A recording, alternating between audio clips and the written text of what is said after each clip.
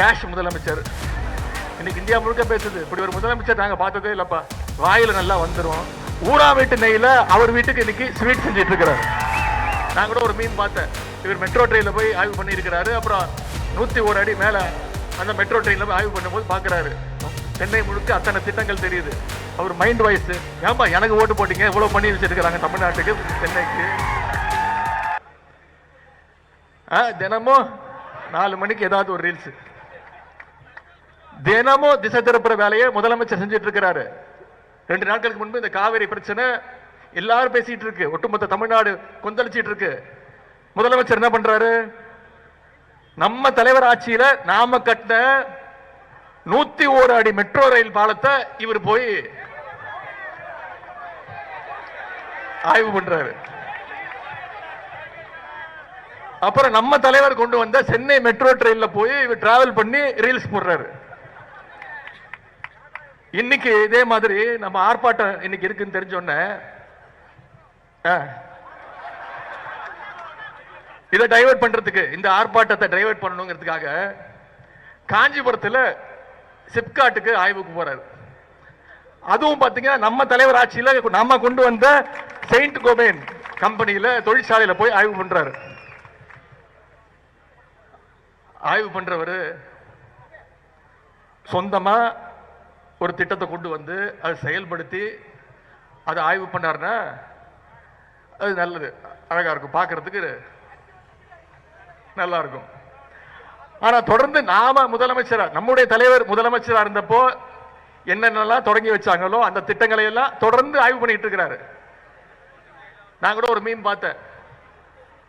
இவர் மெட்ரோ ட்ரெயின்ல போய் ஆய்வு பண்ணி இருக்கிறாரு. அப்புறம் 101 அடி மேல அந்த மெட்ரோ ட்ரெயின்ல போய் ஆய்வு பண்ணும்போது பாக்குறாரு சென்னை முழுக்க அத்தனை திட்டங்கள் தெரியுது. அவர் மைண்ட் வாய்ஸ், ஏன்பா எனக்கு ஓட்டு போட்டீங்க, இவ்வளவு பண்ணி வச்சிருக்கிறாங்க தமிழ்நாட்டுக்கு, சென்னைக்கு, அப்படி ஒரு மீன் பார்த்தேன். இன்னும் முதலமைச்சருக்கு புரியுற மாதிரி சொல்லணும்னா, ஊரா வீட்டு நெய்ல அவர் வீட்டுக்கு இன்னைக்கு ஸ்வீட் செஞ்சிட்டு இருக்கிறாரு. அவர் பாஷையில சொன்னது அவருக்கு புரியும். அவர் பாஷை என்னன்னு உங்களுக்கு புரியும். டேஷ் முதலமைச்சர் இன்னைக்கு இந்தியா முழுக்க பேசுது. இப்படி ஒரு முதலமைச்சர் நாங்க பார்த்ததே இல்லப்பா. வாயில நல்லா வந்துரும். எதுக்கு எடுத்தாலும் கொத்து பரோட்டா போடுவேன். தேர்தல் பிரச்சாரத்தில் பேசும்போது என்ன சொன்னாரு? அடுத்த ஜென்மம்னு ஒண்ணு இருந்தா விவசாயியா பிறக்கணும் அப்படின்னு சொன்னாரா இல்லையா? சரி, நான் கேட்கிறேன், இதுக்கு எதுக்கு அடுத்த ஜென்மம் வரைக்கும் வெயிட் பண்ணணும்? வாங்க, இந்த ஜென்மத்திலே விவசாயம் பண்ணலாமே. யார் எப்ப வர நினைச்சாலும் விவசாயம் பண்ணலாம். நான் சொல்றேன், மே 10ஆம் தேதியிலிருந்து இந்த தரங்கெட்ட ஆட்சி அமைஞ்சதுல இருந்து அதிக ஏமாற்றங்களை சந்திச்சிட்டு இருக்கிறது நம்முடைய விவசாய பெருங்குடி மக்கள் தான். தேர்தல் வாக்குறுதிகள் இன்னும் வேற என்ன சொன்னாரு? என்னென்ன வாக்குறுதிகள் கொடுத்தாரு? 5 ஏக்கருக்கும் குறைவா நில வச்சிருக்க எல்லா விவசாயிகளுக்கும் முழுமையா பயிர்க்கடன் தள்ளுபடின்னு சொன்னாரா இல்லையா?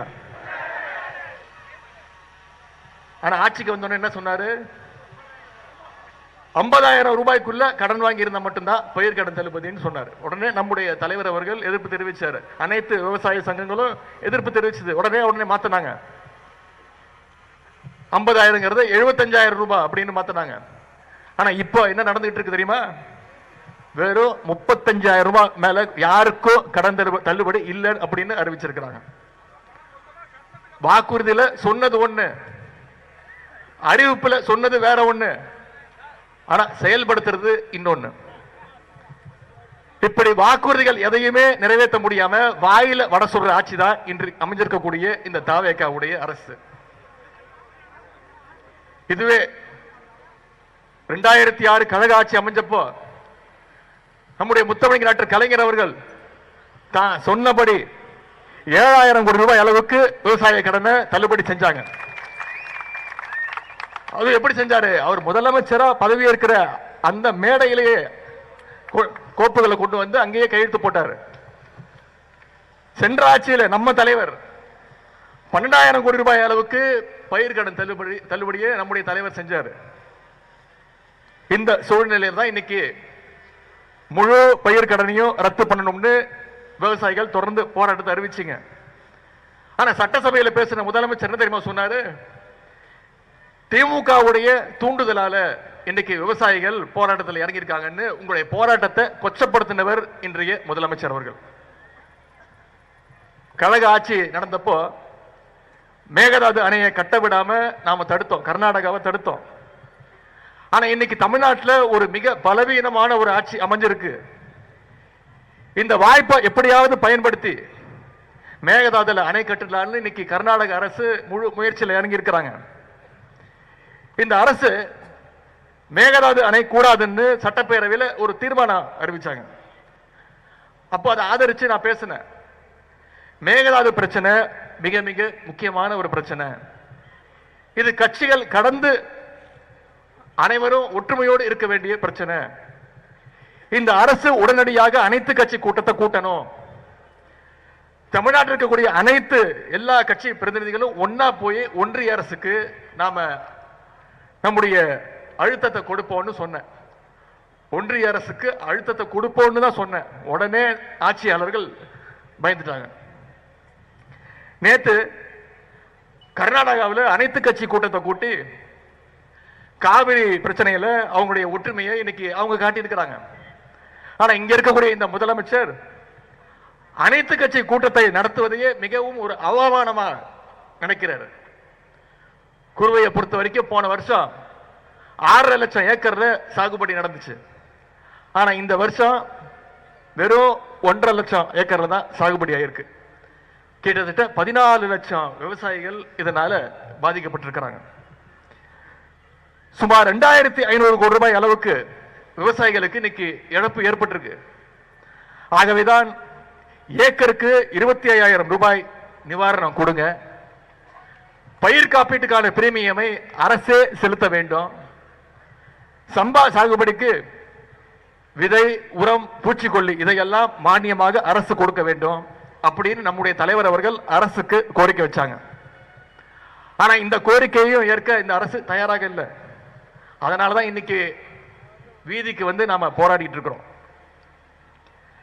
நாம இவங்கிட்ட கேட்டுக்கொள்வதெல்லாம் தேர்தல் அறிக்கையில சொன்னபடி முழு பயிர்க்கடனையும் தள்ளுபடி செய்யணும், மேகதாது அணை கட்டுறதை தடுத்து நிப்பாட்டி ஆக வேண்டும், வறட்சியால் பாதிக்கப்பட்டுள்ள விவசாயிகளுக்கு உரிய நிவாரண தொகையை செலுத்த வேண்டும். அதற்கு மிக மிக முக்கியமாக இந்த டெல்டா மாவட்டங்களை வறட்சி பாதித்த மாவட்டமாக அறிவித்தாக வேண்டும்னு நம்முடைய கோரிக்கையை மீண்டும் இந்த அரசுக்கு நினைவுபடுத்த வருகின்றோம். விவசாயிகள் தொடர்பான இந்த பிரச்சனைகள் எல்லாம் வர்ற சட்டமன்ற கூட்டத்தொடரில் 2 நாள் ஆரம்பிக்குது, 5ஆம் தேதி ஆரம்பிக்குது. சும்மா விட மாட்டோம். வர்ற சட்டமன்ற கூட்டத்தொடரில் திராவிட முன்னேற்ற கழகம் நிச்சயம் இந்த பிரச்சனையை எழுப்போம். சட்டமன்றம், நீதிமன்றம், மக்கள் மன்றம்னு அனைத்து இடங்கள்லையும் விவசாயிகள் உங்களுக்கான ஆதரவாக, உங்களுடைய குரலாக திராவிட முன்னேற்ற கழகம் என்றைக்கும் ஒலிக்கும். டெல்டா விவசாயிகளுக்கும் திராவிட முன்னேற்ற கழகம் என்னைக்கும் பக்கபலமாக இருக்கும். காவிரி பிரச்சனையில் தமிழ்நாட்டுடைய உரிமையை என்றைக்கும் நிலைநாட்டுவோம்னு சொல்லி இந்த சிறப்பான வாய்ப்பை ஏற்படுத்தி கொடுத்த நம்முடைய முதன்மை செயலாளருக்கும், கழக தலைவர் அவர்களுக்கும், மாவட்ட கழக செயலாளர்களுக்கும், நிகழ்ச்சியில் பங்கேற்ற அனைத்து விவசாய பெருங்குடி மக்களுக்கும், உங்க அத்தனை பேருக்கும் என்னுடைய நன்றியை தெரிவித்து வாய்ப்புக்கு நன்றி கூறி விடைபெறுகின்றேன். நன்றி, வணக்கம்.